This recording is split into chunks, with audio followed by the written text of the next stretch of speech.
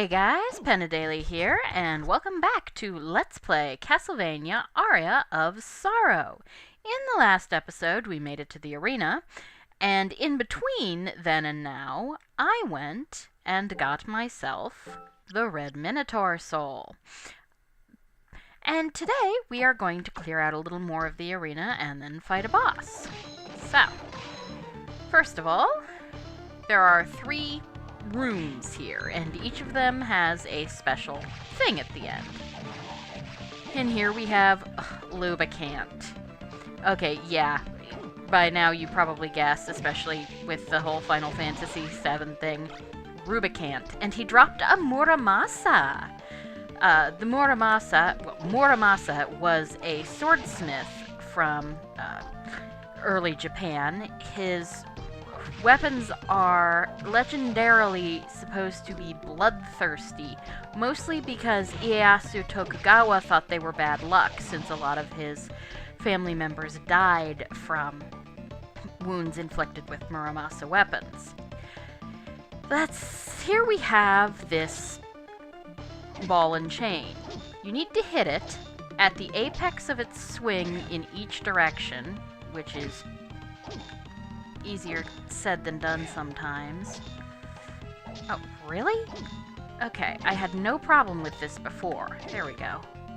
You want to hit it when it's at the apex of its swing, which gives it a little more momentum. And there we go. That breaks it. Now, do not rush ahead, because that happens. And that will happen at the end of every one of these 3 places that we're about to hit. And here we have Olrox's suit. As you can see, it ups our attack, strength, con, and int a lot, but it's not nearly as good of a defense boost. And since I mostly hit things with swords and do just fine with that, I'm not going with that. Olrox, of course, is a reference to the boss Olrox from Symphony of the Night, who was a mistranslation of Orlok, because, of course, in the Japanese, both the R and the L would have been R sounds, so it was Oruraku, which they decided to transliterate for whatever reason as Orlox. He was, of course, based on Count Orlok, the vampire from Nosferatu, which was the first film adaptation of Bram Stoker's Dracula, with the names changed because they didn't pay the Stoker estate any and eventually got sued for it. Well, we might as well just save the game here. Alright, so now that we've done that one, we're going further along, and we're going down to the 3rd level. That middle one is really annoying, and so we will get it last. In here, we have, this is actually more of a puzzle room. The first thing you want to do is clean out all these beam skeletons. As you can see, up there on the wall, there's... Screw it. Let's get back to Lightning Doll. That way I can kill them from a distance. You can see those things that the cherubs are holding. They look oddly familiar. In fact, they look like a D-pad. Remember, this game was on the GBA, so it didn't have a joystick, it had a D-pad. And we got the beam skeleton beam. And there isn't another beam skeleton to use it on, I'll just show it off. It's a bullet soul. It's not bad, but like I said, it can be a little wonky to aim. Let's go back to Lightning Doll, and we come back through here. Now, I find this actually easier to do with my joypad on the Xbox 360 thing. You need to follow the lights. Do not fall off. Do not take too long. No. Because if you do, a trident will come down. Up. Try, and after each one, recenter yourself in the middle. Because if you fall off, that trident will come down. If you take too long, that trident will come down. But if you get everything right, you come through here, and that you get to watch out for that again, and you get the rare ring. That is a luck boosting item. And we are going to equip it. Now, it primarily raises the drop rate of rare items. Rare items and souls actually have drop rates that are controlled by slightly different things aside from luck. Luck does make a difference, but that's not their only determining factor. So, while this thing will make it much more likely that you'll get rare items, it only makes it a little more likely that you'll get souls. But it does still up your soul collection a bit. So we're going to go back up to the, what's that place called? The save point and heal, because I'm going to do something a little, well, maybe a little cheap, but not really. Okay. Might as well save the game for no absolute reason, because what I'm going to do now is we're going to that third place, and it is full of Medusa heads. This is one of those places you really, really want to grind for the Gargoyle Soul. Unfortunately, the Gargoyle Soul is really, really difficult to get. I could only get it by getting the rare ring and then going to grind. So I'm going to pull up a different save state, which is after I'd gone through those two places and then gotten the rare ring. And so, as you will see, I have the Gargoyle Soul, which I am going to equip. And then I am going to equip the Medusa Head Soul, because it's fairly useful. And then I'm going to heal and save, because why not?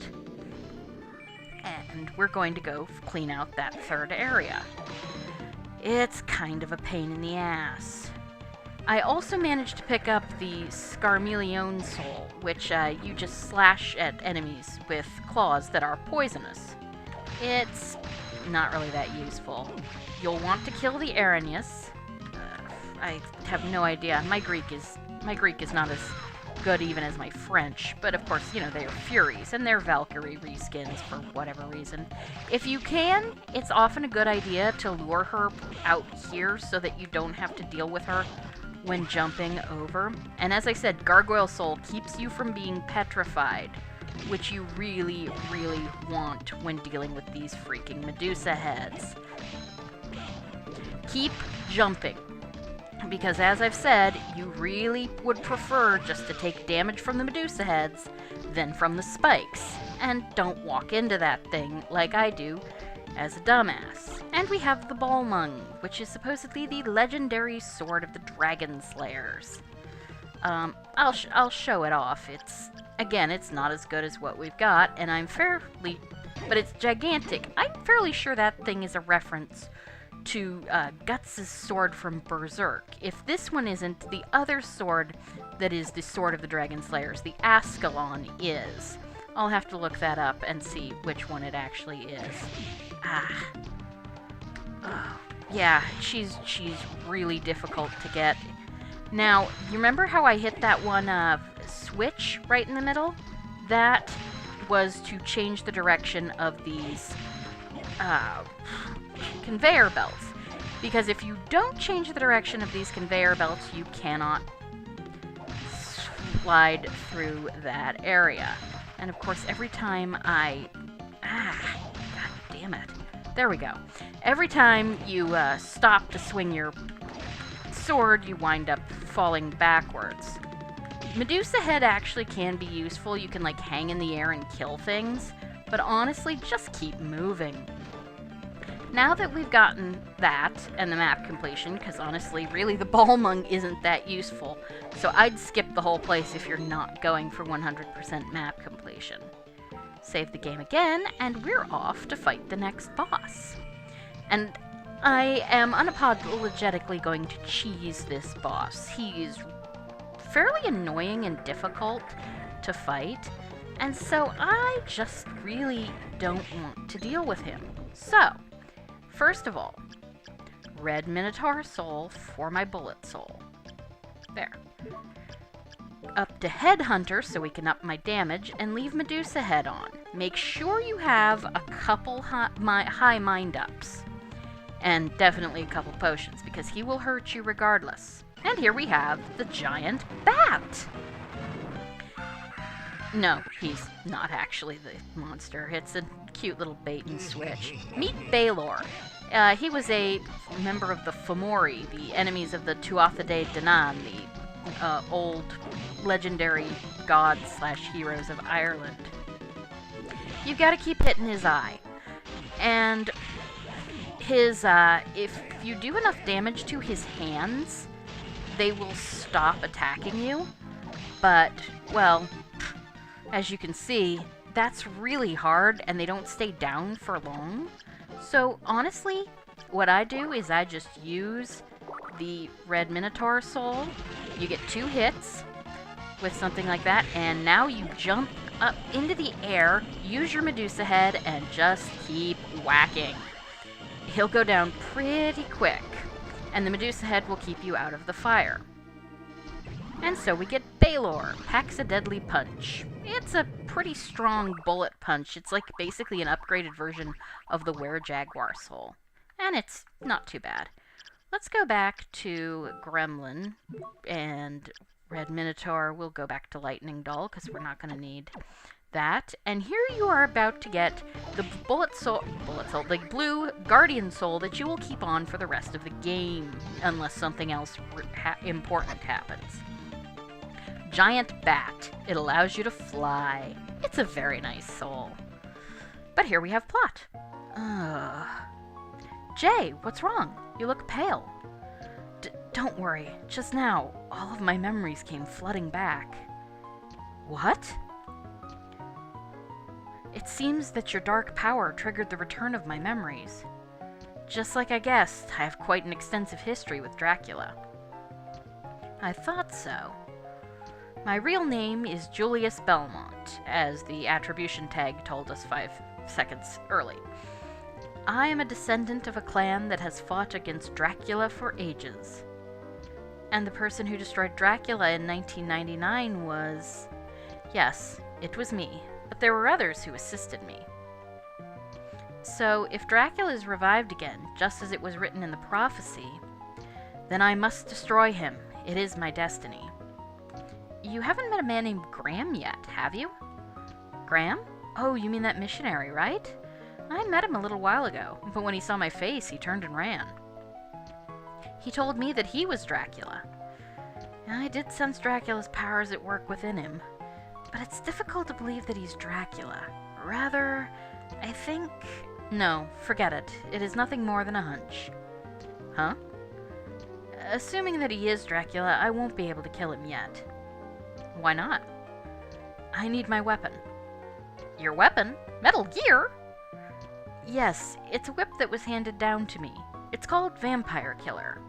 In 1999, I sealed it in this castle to weaken his spirit and magical powers. That means it's in this castle somewhere? Yes, and I know exactly where it is. I'll go and get it now. Alright, please be careful. Pray that my hunch proves to be wrong. Farewell for now. Man, nobody gives us a straight answer. So, we have met Julius Belmont, who is apparently the strongest Belmont ever. And that really didn't take that long. So, we're going to go save again, just in case, and we'll clear out the rest of the arena. There isn't really too much to it. 776. Not quite the number of heaven, which is 777, to contrast, of course, with the devil's 666. It's just one of those things. Oop. Forgot. Put on the giant bat soul. You probably won't be taking it off again. And now, we are kind of an adorable bat. Cute little white bat. Not to be confused with a white-nosed bat. And yes, Skullmillion, and he dropped a Kunitsuna. Kunitsuna was a swordsmith of the Muromachi period. One of his best-known weapons was a sword called Dojikiri, which supposedly killed the demon Shuten Doji. Which is probably what this sword actually is, but for whatever reason they decided to change the name. And the Black Cloak. And, of course, the Succubus and the Lilith. Stay away from the Succubus, she will lunge at you. That is, however, a really good room to grind succubus souls, and they're quite useful. I'll be back here at some point off screen to grind for that. And Dead Crusader. Of course, this place, much like the arena in the Symphony of the Night, which it is based on, this is almost more of a torture chamber than an actual arena. Though we do have the giant weapons chained up for whatever reason. Ow. And there we have a Baal. Baal was, which was actually usually spelled with 2 A's, just gave us his soul. Dang. Ups our int. Baal was one of the rivals of the god of the Bible, worshipped by the people of Tyr. Baal, B-A-A-L, meant Lord. A lot of god names actually just translate to Lord, if you go back far enough. And now here we are. And here we have more were-tigers. And though I forgot to mention it last time, their attack is in fact a very powerful punch. And yes, it is a tiger uppercut. And we got ramen! That's a healing item that drops off killer mantles rarely. Like I said, the rare drops. Meet the giant skeleton. He's a palette swap with the creaking skull. This is the only place he appears in the mainline castle. There's a place he appears later, but... And, of course, 1,000 gold. We're gonna need a lot of gold here shortly. We will have a way of making a lot of money, and I will show that off, hopefully in the next video. For now, though, let's just keep killing... Ow! Keep killing everything in our path and not getting hit by it. Good grief. Haha. Yeah. So. Barbaricha, who is, of course, the 4th badly translated fiend from Final Fantasy IV, translated as Valvelis, for whatever reason, will appear in Dawn of Sorrow.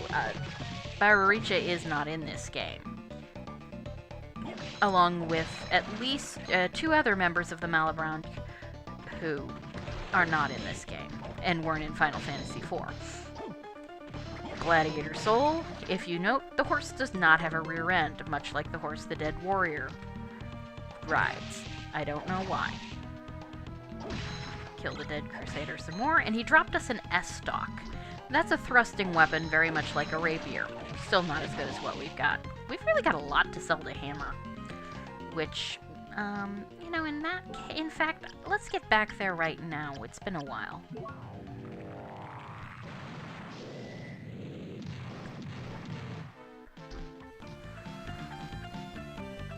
We'll see if we've actually seen this or not. But also, we can sell a bunch of things to Hammer. So, hey, that woman back there, she okay? I don't know. She's been wounded pretty badly. The medicine I have won't help much. Hope she'll be alright. Yeah, me too. Know why I say that? Because she's my type. Well, I got a business to run. What would you like? Really, Hammer? Yeah, the only thing I can think of is really that he's just trying to... really still playing up the goofball, because seriously? So, we're gonna sell the Levitane, and the Balmung, and the Kunitsina, and the S-stock, and, yes, and Olrox's suit, and the Armor of Water, and the Crimson Cloak, and the Black Cloak. And we might as well sell the Lucky Charm, we're not going to need it, and the Gold Ring. Now, let's see. We're good on potions, but we need at least 1 mind up. And we need a high mind up, and that should be everything. Let's see. We have 181 gold right now. And yeah, we still need that Soul Eater ring, the 300,000 gold. Let's talk to Mina. Oh, Soma, I wonder if Yoko will be alright. Do you know Yoko? Yes, she's been coming to my house since I was very young. Because I'm an only child, she's been like a big sister to me. I see. Did Arcado bring her here? Yes, he did. Then I'm sure she's okay. He said not to worry about her. He was confident he could save her. That's why he brought her here. If you say that she'll be fine, I believe you. I know this is tough for you, but hang in there. Okay, leave it to me. So now we're gonna go back and talk to you. Welcome back. How are you holding up? Sometimes I lose control of my arms and legs. What's wrong with me? Are you sure you'll be okay? I'm sorry I worried you. I'm sure I'll be fine. Waiting here is easy. If you say so, but I must find an escape route. And quickly. I didn't know she did that. Let's see what else. Welcome back. Oh, it's just this again. I guess I have to go back out and come back in. Okay, well, let's do that. When Hammer stands up, I think he has nothing new to say. When he sits down, he's got, or maybe it's the other way around. Welcome back. Yeah, here, sitting down. Yeah, when he stands up, he has something new to say, and when he sits, he doesn't. Welcome back. How's Yoko doing? She looks like she's in a lot of pain. I see. I'm pretty sure I can get another mention of something, another message from Avocado, so I'm going to keep trying to do that, and then we'll go clean out some more of the submerged caverns. Welcome back. No, apparently not. Well, fine. I guess maybe I have to do a little more to get that next message from Avocado. So we'll go back to the submerged caverns, because there's a few things there that we can get now that we've got the Bat Soul. There's a lot of things, actually, we can get now that we've got the Bat Soul. We'll be dealing with that here in the next few episodes. So we warp back here, and now that we've got the bat, we don't actually have to do the platform. We're going to do a lot of it just to save magic, but we don't have to. So we come back through here, kill the Dryads some more, and since while we're walking, I'll talk a little more about the Cleave Celeste. It means Sword of Light, and it was the weapon of Nuada of the Silver Hand, a fairly powerful person in Irish mythology. It's one of the 4 national treasures of Ireland. So, now that we're in here, and we can be a bat, water will turn you back into human form. But once we're through the waterfall, we can come up here, and we see a flesh golem. Remember how I told you that the Killer Mantle was really good against golems? Yeah. We get a super potion, and this is the best place to grind for a flesh golem soul. You can just go in and out. Their soul is actually very interesting. It says enjoys eating the oddest things. Yeah, okay. We'll come back for that. So, we bat. Let's go back down and get ourselves some magic real fast. You know, obviously the bat has to go up, and then we get more magic. And then the bat goes up. Careful. Hopefully we don't run. Ah, dang it. Alright, well, I'm just going to use a mind up, because, again, we can get a ton of them from Hammer. So, back into bat mode. We go up and up. And yeah, obviously there is no way you're going to get up here without the Bat Soul, or another upgrade you get much, much later. And here we have Ronginus's Spear. Okay, seriously, guys, really? Wikipedia, out 2 years before this came out. If you're transliterating Japanese, you know already that there is a 50-50 chance, you know, without any other information, that it could be either R or L. Japanese does not distinguish between the two. It's generally always given as R. So, Ronginus's Spear. But 5 minutes on Wikipedia would give you the Lance of Longinus, otherwise known as the Spear of Destiny, supposedly the spear that was stuck into Christ's side at the crucifixion. It's generally considered to make its holder invincible. It was given as the reason why Superman did not just win World War II in DC Comics. Supposedly Hitler had it, and if Superman had tried to go to Germany, he would have been instantly brainwashed. Okay. Let's see. Whoops. Wrong way. We need to go up one more. We need to go through the thing one more up here. Because we're going to basically go through this front thing to that first place and then call it a day. Also, you notice in that room up there, we got a handgun. It's okay. It's not particularly powerful, but it does shoot across the whole screen, so I guess if you're going for something like, you know, a crow, it could be useful. But it really isn't that important. Let's see. So we kill the nightmares. Those guys have a pretty funny soul. We'll see if we get it. And we head up here. The Lance of Longinus, Longinus' spear, whatever you want to call it. In this game, it is a spear weapon, which means it's slow. It comes up much like the lance, which I showed you, way back at the beginning of the game. But it does holy damage. If you like slow weapons like the lance, it's probably a pretty good choice. Most people prefer the Cleve Celeste if you're going for, or Cleve Celeste if you're going for holy. But we're going to call it here and save it. And I will see you next time when we will finish up the submerged caverns and then go do a little cleanup of the other parts of the castle. Thank you for joining me tonight, and you have a great evening. Goodbye.